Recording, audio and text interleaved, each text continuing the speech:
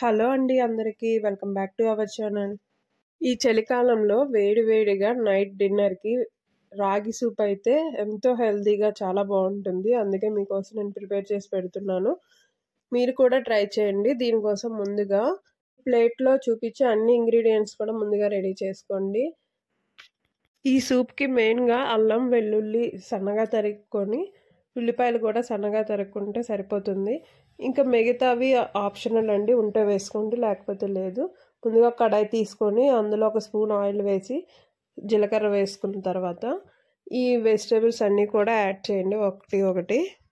అన్నీ కూడా బాగా ఫ్రై అయిన తర్వాత వాటర్ వేసుకోండి. ఒక గ్లాస్ వాటర్ వేసుకొని అందులో ఉప్పు, పెప్పర్ పౌడర్ కూడా వేసుకోండి. పెప్పర్ పౌడర్ కొంచెం ఎక్కువ వేసుకోవాలి, అప్పుడే కొంచెం టేస్టీగా ఉంటుంది.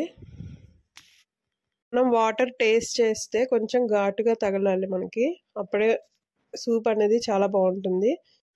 ఈ వాటర్ మరిగేలోపు ఒక గిన్నెలోకి 3 స్పూన్ల రాగి పిండి తీసుకొని వాటర్గా కొంచెం ఉండలు లేకుండా కలుపుకోండి.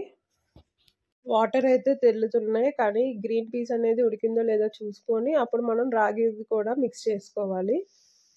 ఇలా వాటర్ది మిక్స్ చేసుకున్న తర్వాత సాల్ట్ సరిపోకపోతే యాడ్ చేసుకోండి. రాగి పిండి వేసిన వెంటనే కొంచెం గట్టి పడుతుందండి, అందుకే సిమ్లో పెట్టుకొని కొంచెం వాటర్గానే దింపుకోవాలి. అలాగని వెంటనే దింపకూడదు, పచ్చివాసన వస్తుంది. కొంచెం ఉడకనివ్వండి.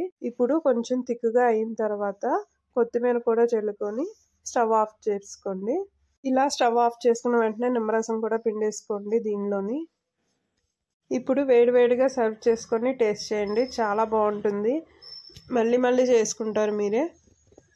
వేడివేడిగా రాగి సూప్ మీరు ట్రై చేసి కామెంట్లో చెప్పండి. అలాగే ఛానల్ని ప్లీజ్ లైక్ చేయండి, అలాగే సబ్స్క్రైబ్ కూడా చేసుకోండి.